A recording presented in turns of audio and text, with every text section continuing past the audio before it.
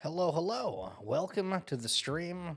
I love the fact that you're able to join and see these VODs afterwards because Twitch, well, I don't know how many people go and check out the Twitch VODs afterwards. Today, we got a cool little show going over some different headlines, some things regarding Ape, AXS. If you don't know what that is the Axie Infinity token.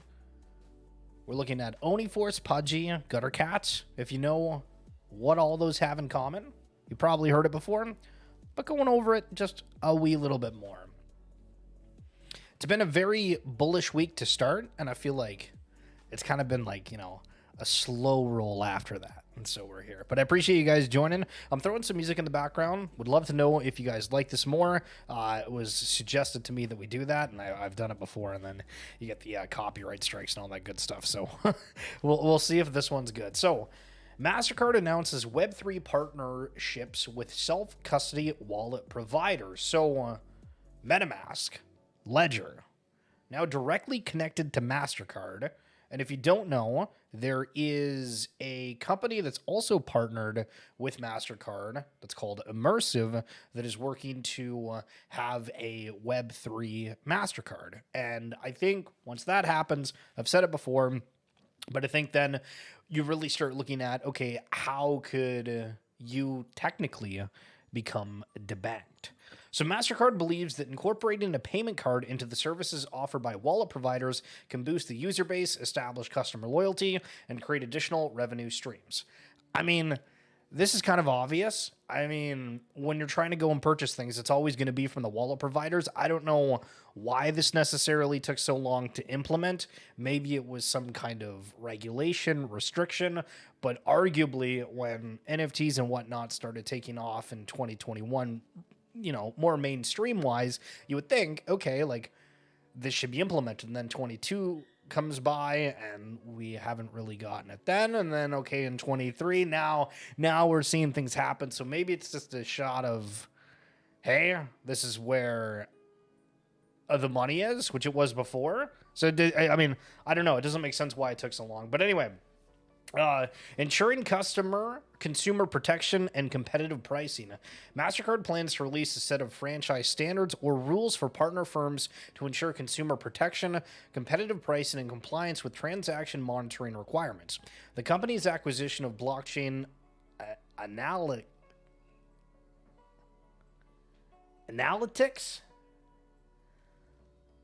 I think they messed up that word. I think they meant to say like analysis. Specialist CipherTrace in 2021 has enabled it to provide monitoring services to its partners. Once these proposed standards are validated, Mastercard plans to issue a card targeting the European Union or the United Kingdom as its initial market. And at the same time, the United Kingdom, that Chase Bank thing. We're seeing some pro things, some negative things coming out of there. But if Mastercard's going there, that's got to be good. So Walmart launches store number 8 Basecamp Accelerator program. This comes with a game that doesn't work, by the way. What's up, Boomer? How are you? Retail giant Walmart is joining forces with blockchain venture capital firm Outlier Ventures to establish the store number 8 Basecamp Accelerator program. This 12-week program is aimed at startups focusing on Web3 marketing, advertising, and payment technology. So we just saw that little bit about MasterCard, and now Walmart's getting together with Outlier Ventures to create this number 8 Basecamp. And it goes to show what the transformative future is with this, because retail and being online, being a part of all this kind of stuff, I want to go back to a tweet in a minute, but it's something that if Walmart leads the way on this, it's going to be a whole nother ballgame.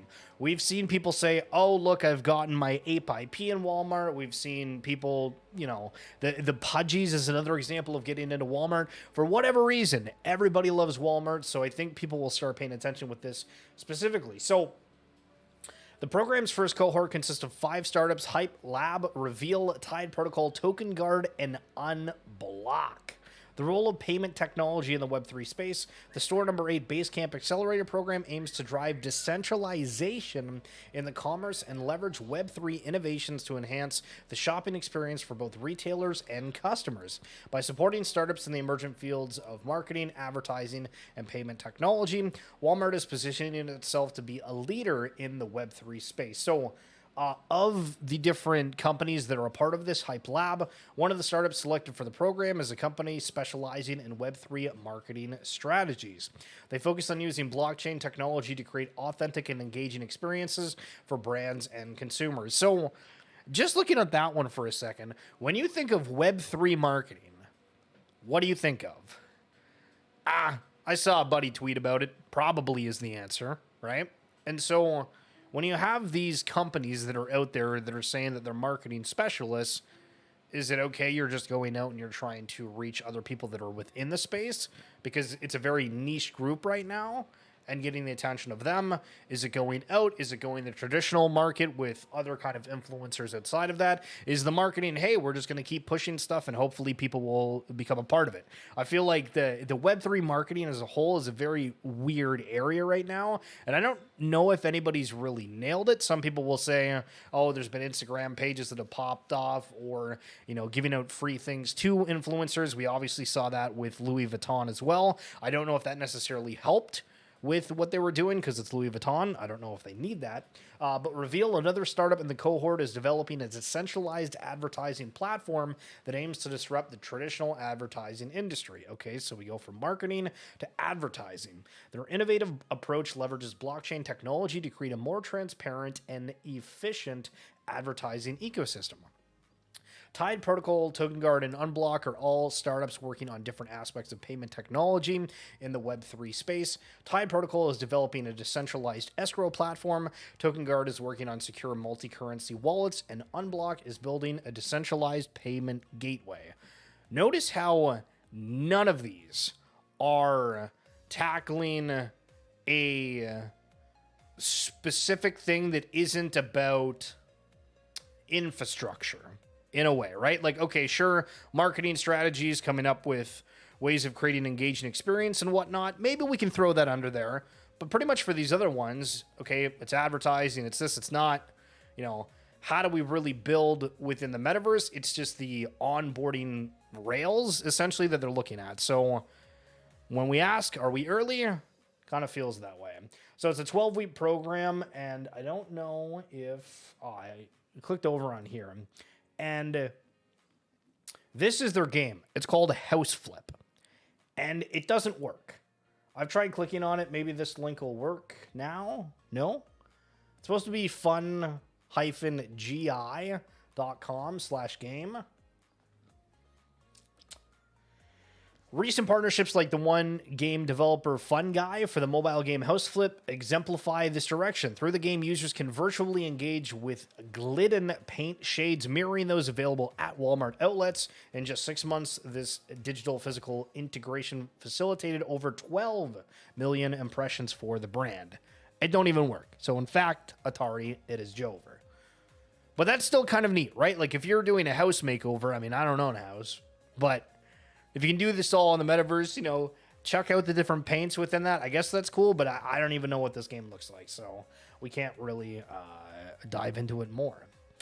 Are Web3 brands entering a new era of consolidation? So you, as potentially a Web3 collector of assets, have consolidated whatever you hold. However, when you look at the companies themselves, they make it some pretty big things. So bear market casualties. With one such example being that of Nifty's, which despite having partnerships and releasing collectibles with some of the biggest IP franchises, including Looney Tunes, The Matrix, and Game of Thrones, announced its closure in early August. And there's another thing on here talking about Recurve. This is another one that a lot of people were like, damn, this has got to be good. It's got Rugrats and all this other good stuff. It's great. But again, for more of these companies that have kind of consolidated a little bit here. Yeah, what's up, Snazzy? We've seen highlighted by Larva Labs and Yuga Labs Every single friggin' company in Web3 is called labs. If not, wag me.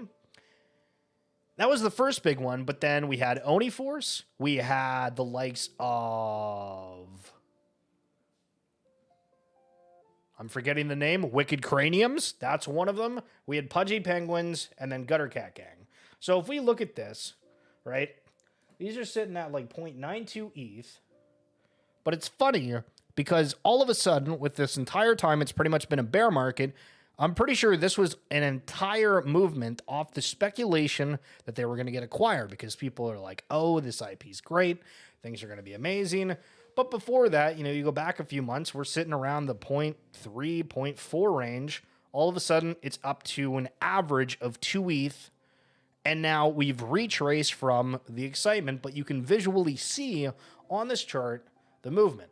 So let's go over to Gutter Cats. And this was a recent thing, so maybe it doesn't show as much on here.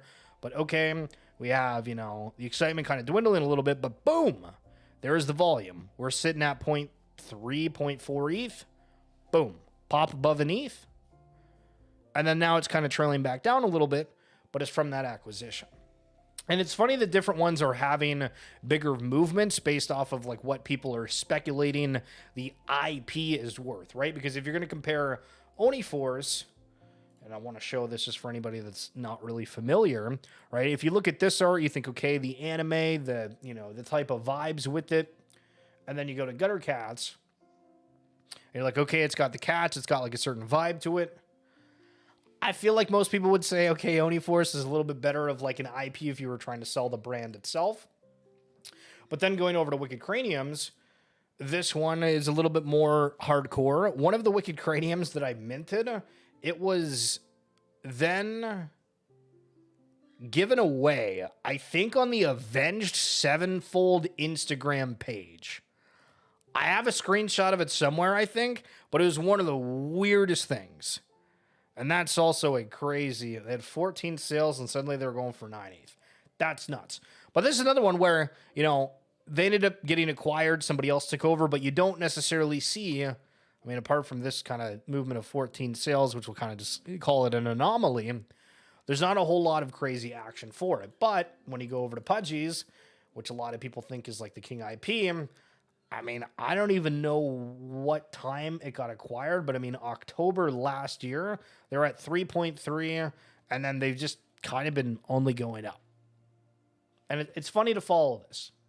Now, what's more funny is that everybody's always saying, yo, we got to get into these blockchain games. It's going to be great. I feel like most of the assets have been doing terribly, but the tokens are showing some fantastic signs of life. Can Axie Infinity 21% price gains trigger renewed metaverse interest? Now, some people will call the internet the metaverse. Some people will say that the metaverse is more like other side, a fully blown game experience, yada yada. But no matter what, a 21% price increase in Axie Infinity, when I don't think anything has happened within Axie and that token to make it happen, leads me to believe, okay, this broader crypto market move upwards. Yeah, okay, we're going to have a little bit of a spillage, you know what I mean? Axie Infinity price hit $4.80 on Thursday, sparking hopes that investor interest could return to the metaverse sector. AXS token was utilized by 445 unique addresses on Tuesday, October 24th, the highest on-chain network activity since July 2023. I am so confused how Axie is like a top 100 token and only has 445 unique addresses utilizing it. I'm very confused reading that headline. Amid the positive market sentiment, Axie Infinity holders have deposited 354,000 AXS tokens on exchanges, raising some early warning signals. Ooh, these guys are looking to become a dumper. Okay. Now, I want to keep this rolling a little bit from positive to negative, but maybe it's a positive. Despite losses, Meta remains committed to AR and VR, Have you ever used a VR headset? Do you think that they're going to be good? Have you seen what Apple's doing? Do you think that Apple's going to be able to revolutionize it more than Meta? Do you just hate Mark Zuckerberg? Something about Elon? Let's just throw in that in there and, we go around and around and around. One of Meta's most ambitious projects resides within its Reality Labs division, a sector focused on building the future of augmented reality and virtual reality technologies. Though this division has recently reported significant financial losses, Meta remains committed to its long-term vision. So when we scroll down here, Realty Labs reported a revenue of $210 million for the third quarter of 2023. However, with costs amounting to $3.95 billion, the division incurred a substantial loss of $3.7 billion. This trend of high costs against revenue has been consistent, leading to more than $11 billion in losses since the beginning of the year. Now, you might have had some pretty gnarly NFT crypto losses, whatever, but $11 billion? Oh my goodness. So we have this kind of back and forth when you go on social media and you see people commenting on articles like this, because that's where I found this morning. I think I was on Facebook or X. I don't know, but I read this, and all the comments were people arguing about, well, the metaverse is dumb, this is stupid, and then you have other people saying, well, no, it's not its time yet. It's going to happen. They're on the right track.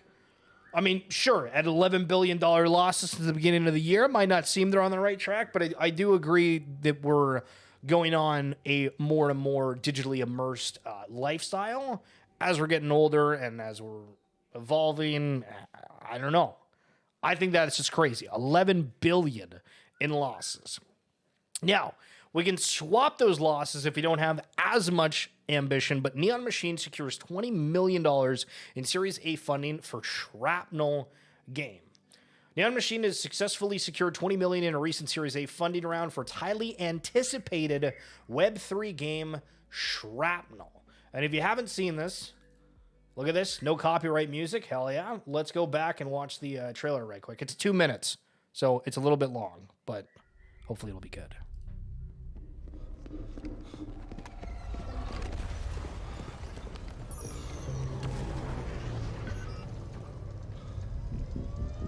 Now value.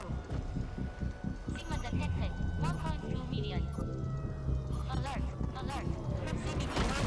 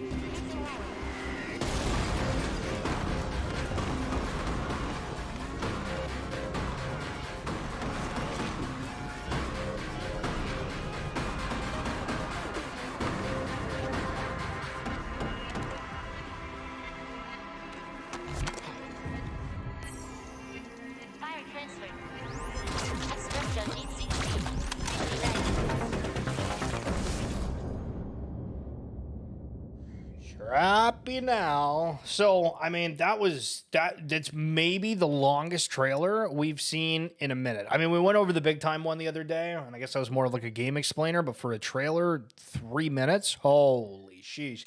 I think it looks pretty good. And I mean, is there anything else in here? With a successful Series A funding and promising features, Shrapnel by Neon Machine is poised to become a major player in the gaming industry, combining thrilling gameplay, integration with Web3 and blockchain, and solid development roadmap. So it's interesting, and I've never played this, so I'm coming from a place maybe of ignorance a little bit, but, you know, it's poised to become a major player in the gaming industry.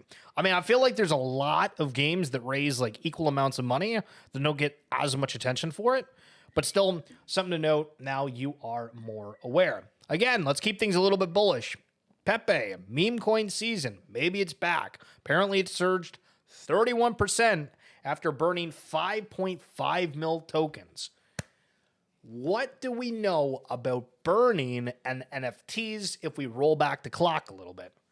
Well, almost every collection that came out that was basically a BAYC derivative, everybody said if there's a way to burn the supply, do it. If there's a way to get the supply down, you're going to figure out how to do it because that is going to be the alpha. But for these tokens, it's a little bit more easy to do so. I'm curious if we're going to see many other tokens go the burning route. We've seen Gala Games do this as well, where they had like a massive allocation of Gala that they burned, but then gave back to people that were operating nodes, because if you were operating a node, you weren't even breaking even on the cost to run a virtual server of that. And so instead of getting like, I think it was maybe like 170, 180 Gala a day, you're now able to get like upwards of almost 500. And there's a bonus if you end up not withdrawing that Gala. So you can get upwards of like 700 to 900 even. And it's a lot better. So we'll see. I don't know. Just felt like I should mention that because we are back bullish, baby. So we've heard a lot about crypto regulations, all this kind of crazy stuff. I thought this headline was kind of interesting. Why UK Prime Minister does not want to rush AI regulations. I mean, crypto is apparently pretty damn hard to regulate to begin with. I don't even know where you begin to start with AI, especially because everybody seems like they're building on top of something else. There was a discussion yesterday in the Featureverse Discord where they had Chief Innovation Officer David McDonald there, who was the founder of Altered State Machine, one of the AI protocols. And he was saying a lot of the times when you look at these different companies and whatnot, there's not a lot of people that are really, creating significant advancements. And so that'll be interesting to watch as kind of a landscape. But UK Prime Minister Rishi Sunak expresses concern over rushing AI regulations, emphasizing a need for understanding the technology. Sunak warns the vast evolving AI technology could potentially facilitate cyber attacks, spread disinformation, and even lose human control. I mean, spread disinformation. I think disinformation or fake news is kind of like last year or the year before, but disinformation, that is talked about on X all the time, and I think that might damn well be the word of the year. But I mean, what do you do with AI? Is it something that you and I can be a part of more so? Maybe. Do you use ChatGPT a whole lot? I've tried using it a little bit more. It's fun. You have to have like a purpose for it. And apparently now if you upgrade to like the premium version, there's a way that you can talk with them, or the AI. I shouldn't say them. It's an it. It's a thing, or they. I have no idea. Anyway, we brought this up on the stream 2 days ago, but there's a chart here and I'm admittedly kind of confused. When people look at different NFT communities, they're like, okay, we understand the highest thing, right? We know the main Genesis asset, and then it kind of gets lost in the sauce beyond that. But Meme is dropping a coin, and some of the portions of it are a little interesting. So they have the Meme coin. It's coming out. It's got 69 billion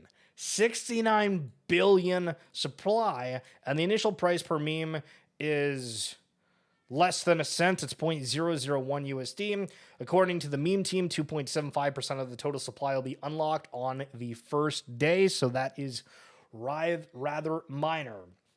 So private sale, 10% for meme land captain holders only, 20% for partners and team members building meme land. And then 12% is for allow list and certain wait list. 25% is going to be airdrop, which is a huge amount. And then ecosystem fund, 33%. So they're keeping like a good chunk. But I mean, I would even argue when you look at these numbers, it seems like a pretty decent allocation out to the community. But for the allow list allocations, here's where things get like a little strange, okay? So those who hold certain NFTs from the meme land ecosystem will have different allocations during the fire sale, depending on the type, rarity, and amount. Here's what allotment you'll get based on what you hold. So for MVPs, you get guaranteed 12 lots per NFT. For the captains, you get a tailored guarantees based on species. Alien secured 10 lots per NFT. Kaiju or Kong, a share of 3 lots per NFT. Shark or Kraken, I'm already getting lost within this, right? I mean, this is really only relevant if you're somebody who's going for this token sale. But it's crazy just to think, like, damn, somebody sat there and they went through all these numbers, and you and I are sitting here going over the things that they created. But who can participate in the fire sale? Only captains and MVP will be guaranteed access to the sale. If you have a potatoes or waitlist code, you have a chance to participate, but it is not promised. Each lot is equivalent to 300,000 meme, and each lot is worth $300, and the amount of ETH required will be announced by the team 2 hours before the sale. Now, my favorite part about this entire thing is what the hell does the token do? Is it literally just a meme coin? Are they trying to be the next Pepe? If they're going that route, you might be surprised because every single cycle, or I mean, damn well every single year, there is a different meme coin that ends up doing incredibly well. We've seen the Doges. We had Pepe recently. Go down the list, Shiba Inu at a point. Maybe this year, the meme coin could be meme. Now, personally, I'm not participating just because we're kind of tapped out right now, but I think that it's interesting just knowing how well meme tokens can do.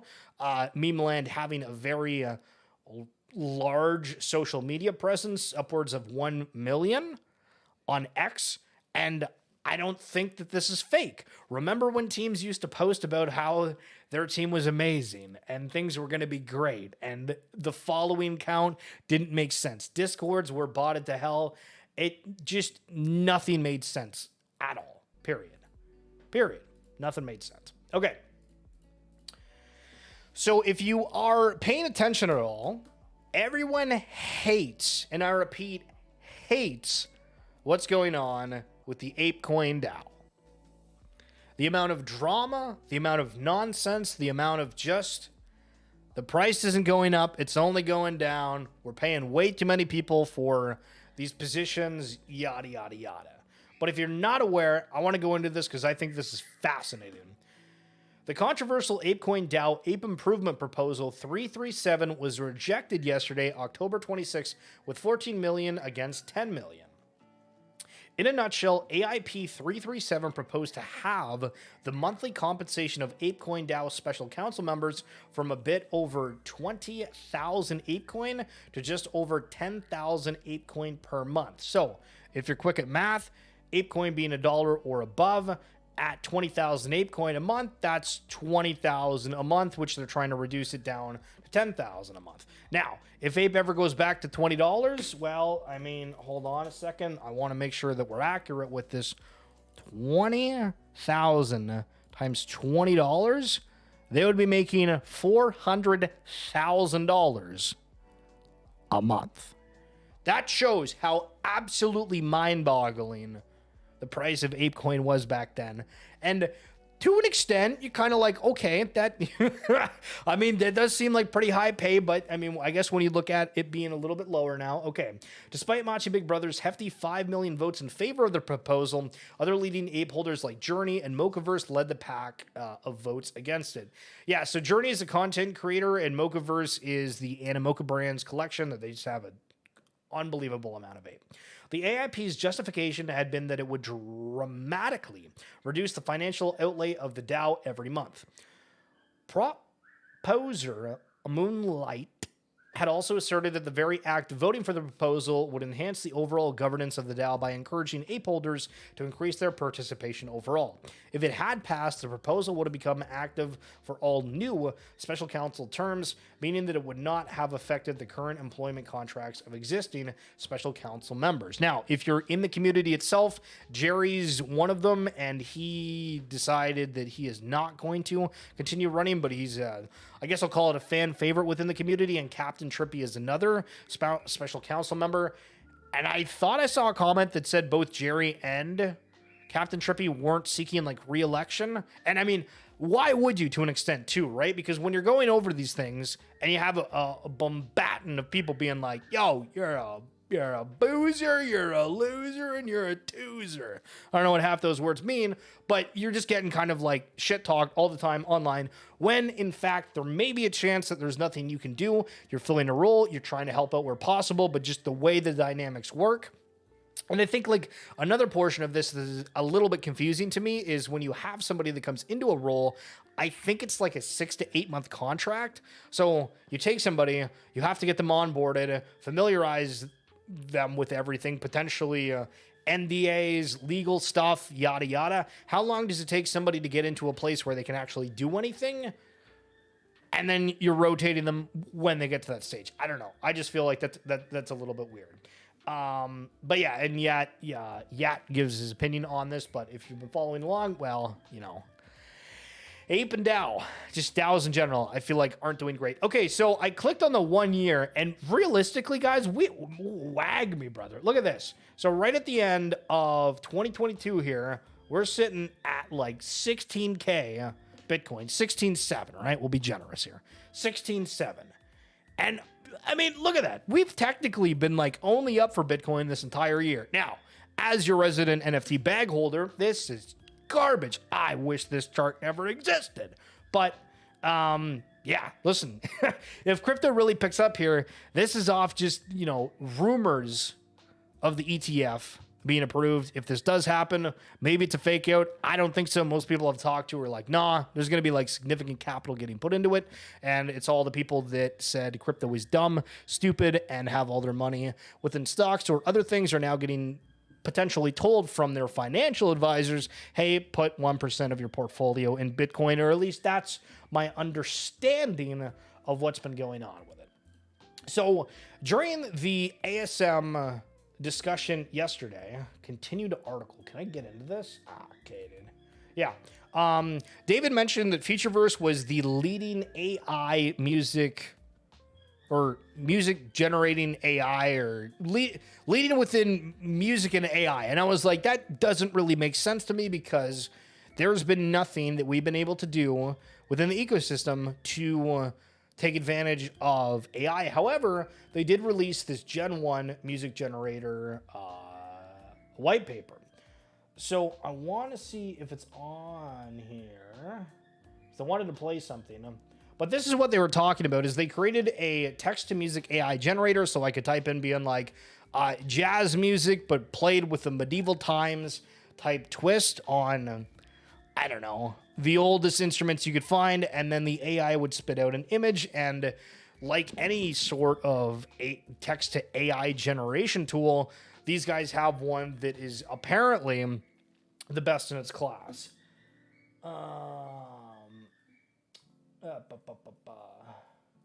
In May, Google made public its Music LM tool. So again, these are the kind of software that they're going up against. Can generate high fidelity music from text prompts and humming. Google said the tool works by typing in a prompt like soulful jazz for a dinner party.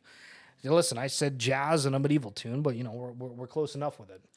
Separately, Meta launched AudioCraft, which consists of its Music Gen, Audio Gen, and N codec models. Audio Gen was trained on public sound effects to generate audio from text prompts. Futureverse says that its Gen 1 model has been evaluated by a panel of music industry A&Rs to assess its capabilities, both computationally and through human assessments. The company claims that early results indicate that Gen 1's music output achieves a notably higher perceptual quality, 85.7 out of 100, compared to existing methods, which are 83.8 out of 100. So we're up about 2 points. Featureverse said, claiming that the model has already released preliminary audio demos. The technology handles various music generation tasks with high fidelity, maintaining computational efficiency while operating at a 486 kHz stereo audio quality. I wanted to jump into Cryptoys because this is a collection that has been nailing the IP section, but I feel like I only see a handful of people talking about this. I don't know if this means that people aren't necessarily wanting to go buy like digital toys right now, if the offerings aren't there, maybe if Star Wars isn't as popular within the space. But an hour ago, they just posted another video of who is it? Do I know the character name? Any day of the week. 10, 9, 8. Darth Maul. The name's there, right? Take you back to your childhood. It's kind of cool. These toys are supposed to have areas that you're able to play with it, but it does seem like these toys are just collectibles for right now. Might start following Cryptoys a little bit more because I think anytime that you have big name IP with it, it just automatically gets everybody's attention. Now, final thing that I'm wanting to show here before we leave is this AI generation of football clubs. I really think, as we've gone over some other AI regulations in this, talking about Gen 1, looking at these cool stadiums, if you're a Green Bay fan, a Detroit fan, you can see the way they have. The Buccaneers Stadium, it's on a ship. The Saint looks like it's in church. Minnesota, you're out with the Vikings in the wild. When you switch over, the Rams are in an island in the mountains. AI is a really cool thing, and I think that there's going to be a lot of opportunities for us to take advantage of that and be able to create content and cool engagements in another way. And I think it's a positive thing. There's a lot of people that are also afraid of AI, but I think it's kind of positive. And that's going to do it for the show today. Again, we're looking at doing daily streams of just kind of updates, things that are happening within the Web3 news. Of course, we got more Futureverse content coming out. If you haven't seen the latest video on the Ava All-Stars, be sure to do that. We try to throw in some humor within that, and some guy was not understanding that on the YouTube comments, and that is always fantastic. But I appreciate you guys tuning in. I'll